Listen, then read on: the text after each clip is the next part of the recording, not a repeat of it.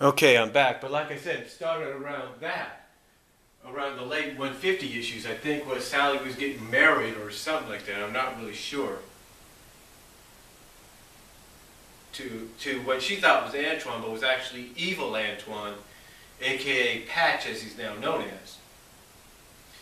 So, yeah, again, if you really want to go further than that, sort of the hints, the build-up, the foundation started in 134 when Sonic noticed, Tails being friendly with Fiona by offering her a drink. But then if you really, and basically it started slowly building and building, if you will, until that revelation in the late 150 issues. And then started to really build and really build and really build and really build, with subtle hints here and there. And then when you get to about 176, you sort of see a panel where Tails is confronting Sonic about, oh yeah, you can handle this like you just handled Eggman, because this was after 175 and Eggman had just captured everybody, had just destroyed Knothole, and you sort of see Tails get a little angry with Sonic saying, oh yeah, you can handle Eggman just like you handled Knothole? Oh yeah, you can handle this just like you handled Eggman just now by yourself? So something like that. But you could see that the tension was still building until finally the payoff came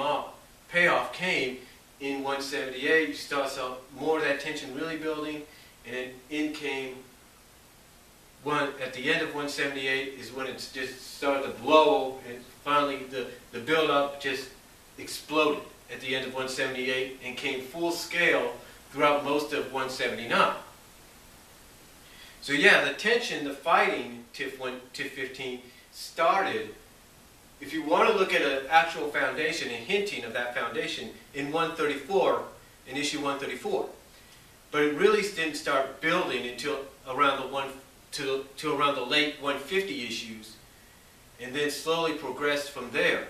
Slowly started to slowly progress and build and build and build until we got to the end of 178 and into 179. And like I said, when you got to 176, you got to, the ending of 178 is really, into 178, and then at the end of 178, going into 179, is when it really started to implode. And like I said, the tension, you could tell, like I said, 176 was there. It was starting to really get to that boiling point, and at the end of 178 and into 179, it's like I said, when it finally blew over, finally just exploded. The build-up came to its head, and it just blew up, just imploded, if you will, and the fight was on. But here's the thing. Sonic was mostly on the defensive. Yeah, he put in a few offensive moves, but he was mostly on the defensive because he didn't know what this whole situation was about. He didn't know if it was about Tails defending his family or what was going on. And then finally, there was a scene in the issue where Sonic says, look, bro, you're taking everything I've done to help you, and you're throwing it in my face. Or something like that. And then that's when Tails finally, after Sonic says that line, like, hey, you're taking everything I've done to help it, I've taught and helped you with, and you're throwing it back in my face. And that's when, I think it was something like that, and that's when Tails finally revealed why the reason he had so much tension, he had so much anger, why he was on the offensive in this fight against Sonic, is because Sonic dated Fiona. That's why the fight happened, because Sonic dated Fiona. And Tails basically said, and that kind of, and I will give Ian credit for this, because he does have Sonic kind of have this expression like, oh, wait a minute. That's why you've been so mad at me at times? That's why you've had this tension and this anger just build up inside because of this? And then you have a scene where Tails is just swinging wildly and saying, hey, don't make up those damn excuses, blah, blah, blah. You knew I loved her, blah, blah, blah. You did this on purpose. And then finally, Sonic said, okay, fine, bro. That's how you feel. Look, I'll just stand here, beat the crap out of me. Okay? If you feel that way, go ahead. I'll just stand here. You can beat the living hell out of me, beat the shit out of me. If you want to, take out all that aggression that you have towards me. Or we could talk it over. And that's what they do. Sonic gets on his knee, basically puts his hand on Tails and says, Tails, look, I've been a jerk. I've been a jerk towards you. I shouldn't have did that, but I was trying to help.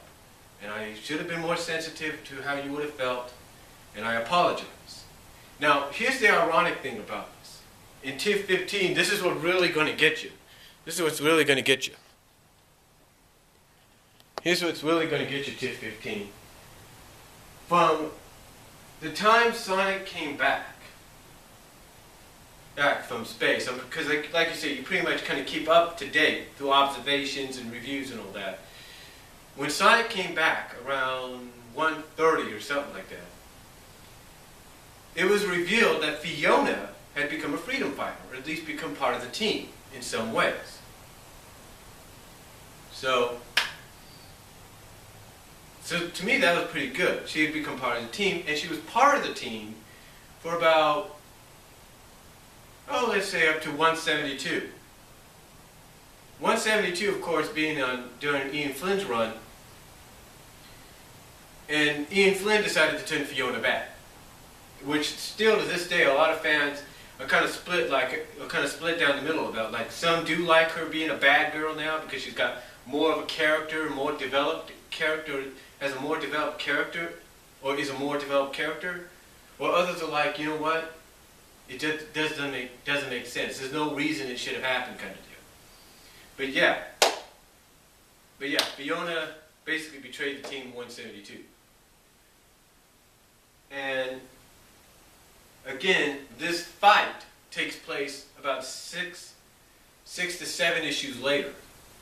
So you got to realize, instead of probably taking place during her time as a freedom fighter, so that she could actually see that Tails cares about her, as some people would put it, it takes place afterwards. You know, so again, that is why the fight took place, to answer that question. But again, they did work things out, you know, so, which is good. All right, the next one you say is price in your area is too high. Well, depending on where you live, of course it's going to be high. You know, here in the United States, it's about $2.99 an issue when you get it at stores, at the comic book stores. But if you get it through a subscription, yeah, the prices are pretty high. Now, some subscription, nowadays they got subscriptions that last for 24 issues, basically 2-year subscriptions. They got issues like that, which I think is a unique concept, and I'm probably going to plan on doing that in the coming months. But anyway, I do agree with Prime and a few others on one thing. You want the issues? Try to get them through eBay, or see if you can get them delivered through subscription. That's what I do. Okay, another one you say is too many characters you don't recognize from either the games or SatAM. Again, I'm totally in agreement with what some people said here on the forums, and a lot of people here on the tube will say the same thing. The comic is basically an expansion of both the game, is a combined expansion of both the games and SatAM. That's what it is. It's a combined expansion of all those franchises, including its own original contributions to the comic. That is why you see characters like a Minor Mongoose and Ash Mongoose. That is why you see characters like a Jeffrey St. John, you know, Sally's brother and you know, sister-in-law. You know, that's why you see all these characters, because they're expanding on the characters. They're expanding on the universe to give you more of what you want, more of what you would desire as a fan. I mean, heck, one of the most recent things they did was they finally talked about Bunny's background. They finally revealed bits and pieces of Bunny's family, which is amazing. No one ever thought that would happen, and it happened. So it's giving you more. That's why you have that expansion. And that is also why, my friend, you should pay attention to the comics and go to the website I will provide to show you.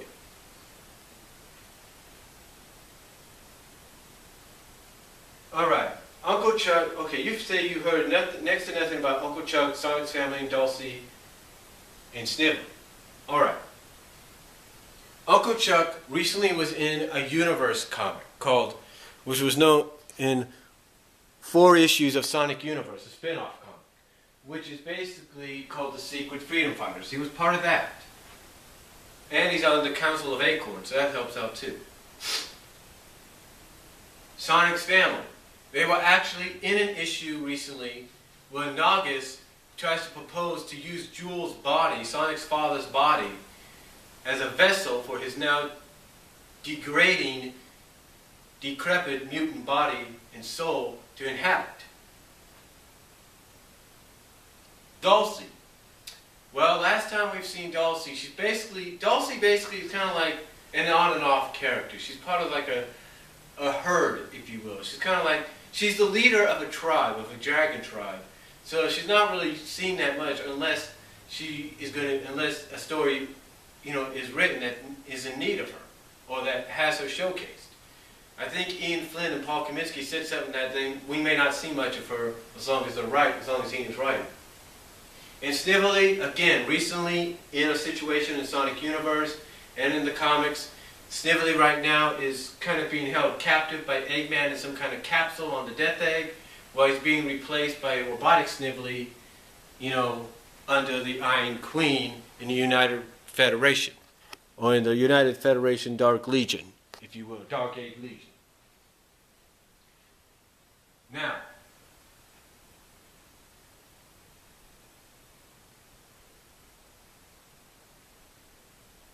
Anton speaking English. Well, he's always spoke English, fluent English. And if you have the character married to Bunny Rabbit, it kind of pays off. So, yeah. Swapbots in tuxedos.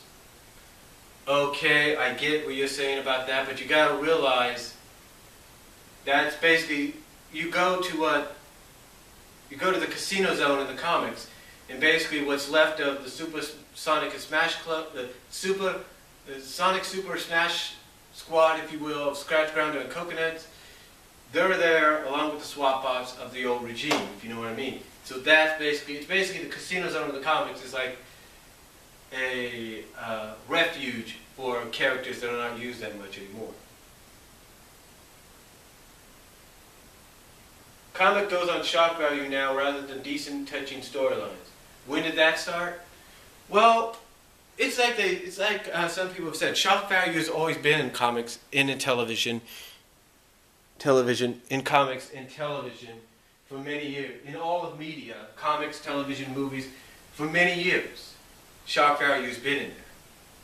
When they killed Gwen Stacy back in the late 70s, early 80s, or whenever it was, that was shock value. When they killed Jean Grey, made her into the Phoenix and killed her again, shock value. Death of Superman in the early 90s, shock value. It's always been around. It's always been around. Now, and it's also been around since, the early days of the comics, especially during the dark Satayam influenced issues. That's how long it's been around, my friend. It's been around that long. It's been around that long. I mean, what Ken Penders did to Sally in Endgame, shock value. What Ian Flynn did to Sally in 225 and 230, shock value. It's all about, the shock value is basically to get your attention and get you talking. That's what the shock value is about. And it's been around since who knows how long. Since the beginning of media. But hopefully that answers some of your questions and my reply to you. Comment down below if anybody else is watching this and video respond if you want to.